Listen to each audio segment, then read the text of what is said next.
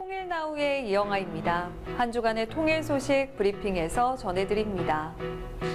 지난 19일 통일부는 2026년을 한반도 평화공존의 원년으로 만들기 위한 2026년 업무 계획을 대통령에게 보고했습니다.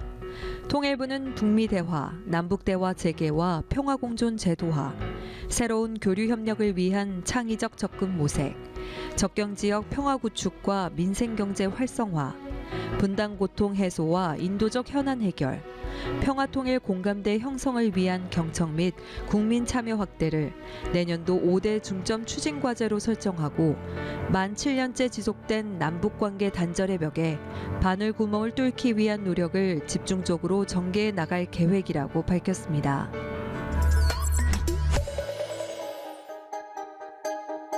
한 해를 보내고 새해를 맞이하는 지금 또 한 번 선을 넘어봅니다.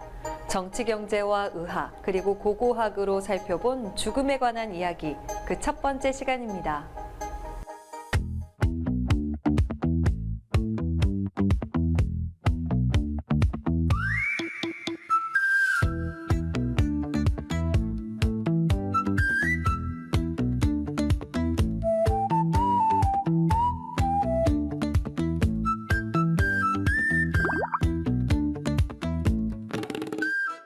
오늘은 새해와 아주 어울리는 주제를 준비했습니다. 바로 주제는 이것입니다.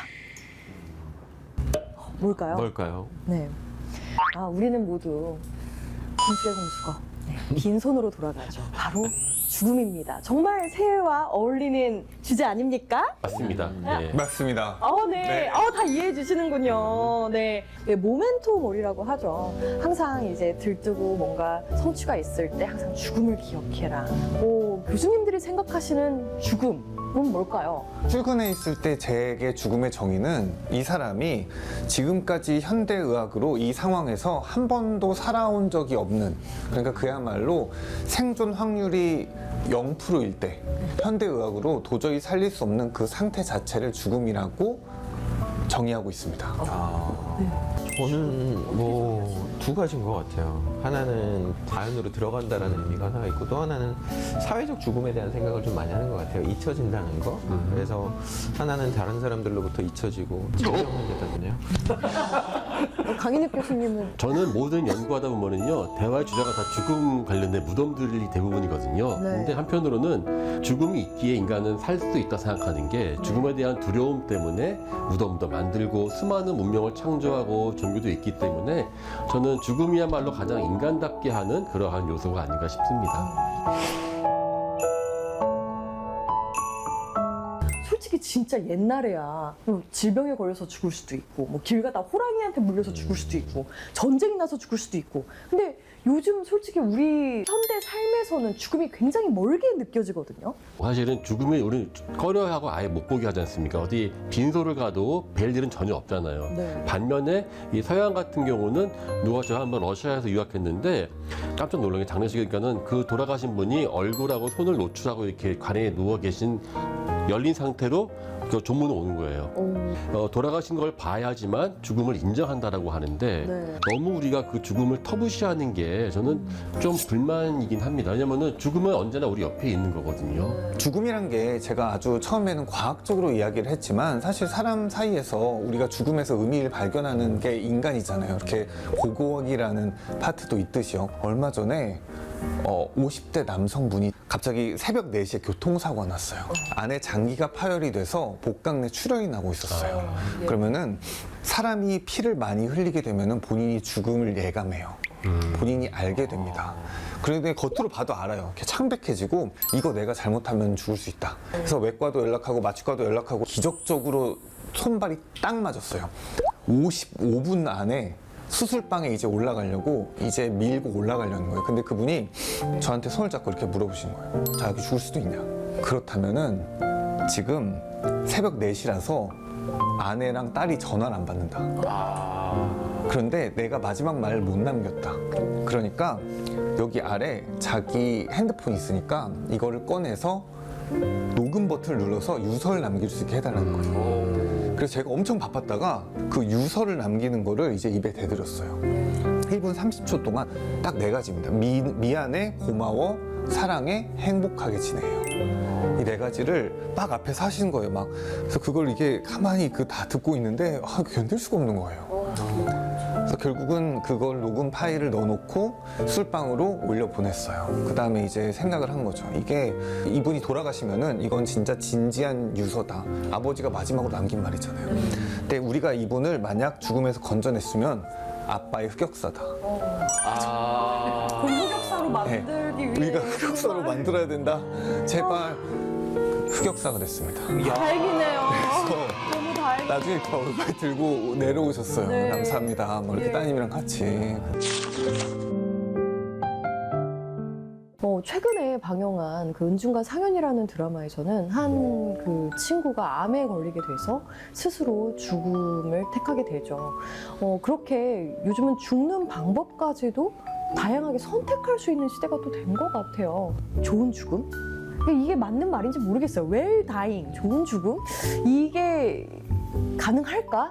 만약 가능하다면 어떤 게 과연 좋은 죽음이라고 생각하시는지 한 번씩 들어보고 싶거든요.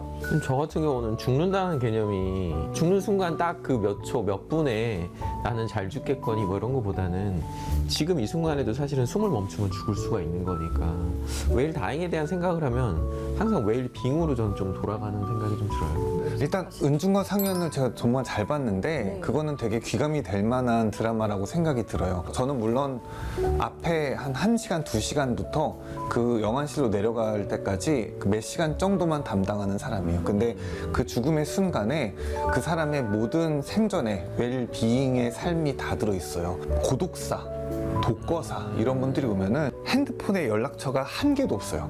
그야말로 알 핸드폰 있죠. 한 달 전에 통화한 게 마지막인데 어디 수도 고친 사람이에요. 이거 정말 고립된 삶이었구나. 근데 어떤 분들은 죽음을 이해하고 혹은 사랑으로 지켜내려고 하고 사랑한다는 말 남기면서 축복 속에 돌아가셔요. 그래서 옆에 사랑하는 사람들이 사랑으로 지켜내려는 죽음이 좋은 죽음이구나 라고 생각하고 있어요. 저도 오늘 좀 비슷하게 생각한 게 오늘 차를 타고 오면서 이 질문을 생각을 했어요. 어떤 게 좋은 죽음일까? 저를 사랑하는 사람들이 고통스럽지 않은 죽음. 저는 그렇게 죽고 싶다고 생각했어요. 처자식도 있고, 처자식이 아니죠, 이제. 뭐라 해야 되지? 부자식? 부자식. 예. 부자식도 있고.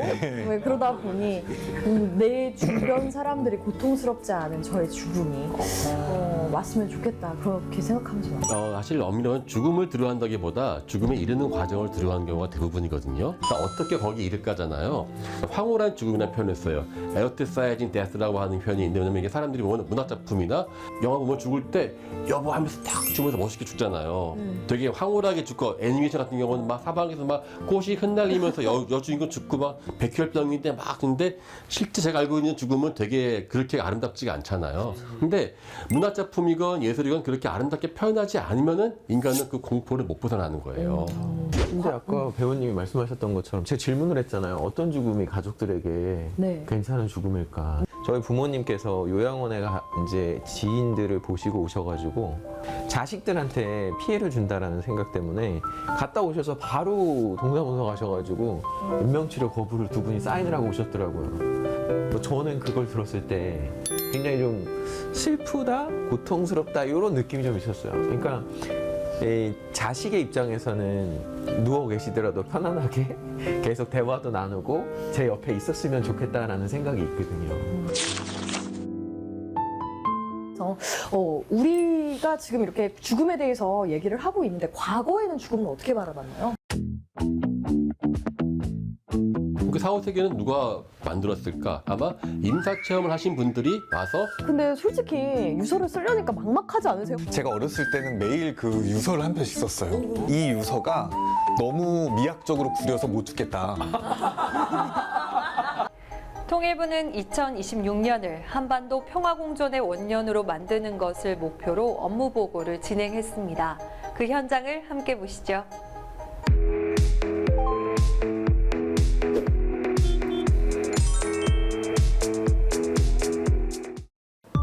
전쟁이 아닌 평화로, 긴장이 아닌 공존으로 통일부 업무를 보고합니다.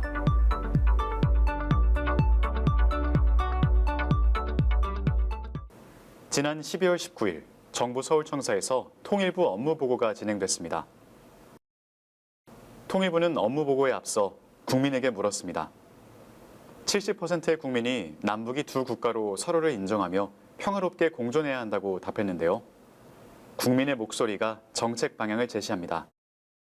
특히 26년 4월에 예정된 트럼프 대통령의 중국 방문은 대북 정책의 성공과 정세 변화의 중요한 변곡점이 될 것이라는 분석입니다. 북핵 문제를 포함한 한반도 문제의 핵심은 뿌리 깊은 북미 적대 관계가 본질입니다. 한반도의 평화 공존 원년을 만들기 위해서 내년 4월까지 무엇을 어떻게 해야 할 것인가 하는 고민이 큽니다. 통일부의 첫 번째 중점 과제는 8년간 끊어진 남북의 대화를 복원하고 평화 공존 제도화를 마련하는 것입니다. 한미 공조와 주변국 협력을 통해서 북미 대화를 적극 추동해야 합니다. 우리 정부의 한반도 평화 특사 임명과 우크라이나 전쟁에 투입했던 쿠슈너 위트코프 특사처럼 미국의 대북 특별대표 지명이 필요하다고 봅니다. 중국, 일본, 러시아와의 적극적이고 전략적인 소통으로 대화 국면을 조성해야 합니다.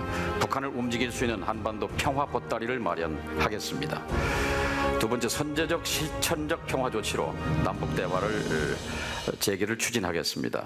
일관되게 평화 공존 메시지를 발신하고 긴장 완화, 신뢰 구축 조치를 계속하겠습니다. 통일부의 두 번째 중점 추진 과제는 교류 협력입니다. 선민 후관, 다자 협력을 통한 우회적 방안을 모색하고 있습니다. 북한과 중국과 함께 협력해 부산에서 평양을 거쳐 중국의 베이징, 상하이까지 고속철도를 건설하는 제안입니다. 국제 원산 갈마 평화관광 구상은 재외동포 개별 관광으로 시작해 국제 관광과 이산가족 고향 방문까지 계획하고 있습니다. 에스크로를 활용한 신평화 교육 시스템 구축도 추진할 예정입니다. 북쪽이 갖고 있는 광물과 희토류들을 수출하고 그것에 대한 대금을 에스크로 자금 중개 계좌에 넣어서 국제사회가 블록체인으로 투명하게 들여다본 상태에서 이란, 이라크 제재 하에서 인도 협력 물자를 공급받았던 것처럼 북이 필요로 하는 민생 물자, 보건, 의료 등등의 물자를 수입할 수 있는 그런 시스템을 추진해 보도록 하겠습니다. 또한 보건의료부터 기후환경, 재난재해까지 새로운 교류 협력을 남북 공동 성장을 위한 준비로 마련했습니다. 일상에서 평화를 체감할 수 있는 정책들도 있는데요. 비무장지대의 평화적 이용과 평화경제특구 조성으로 접경지역 평화와 민생경제 활성화를 도모할 예정입니다. 분단으로 받는 고통을 해소하고 인도적 현안 해결도 계속 이어가겠습니다. 평화와 통일 공감대 형성을 위해 국민의 목소리를 귀담아 듣고 국민의 참여도 확대해 가겠습니다. 남북 간에 소통하고 또 대화하고 협력하고 공존 공영의 길을 가야 되는데 지금은 바늘구멍 하나도 여지가 없습니다. 인내심을 가지고 선제적으로 주도적으로 남북 간에 적대가 완화될 수 있도록 신뢰가 조금이라도 싹 틀 수 있도록 최선의 노력을 다해야 되지 않을까 싶고 그 역할은 역시 이제 통일부가 해야 될 역할이라고 생각이 됩니다.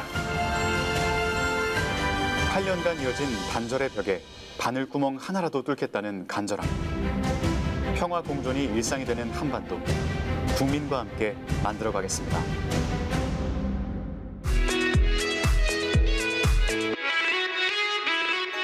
이상으로 통일나우를 마칩니다. 시청해주신 여러분 고맙습니다.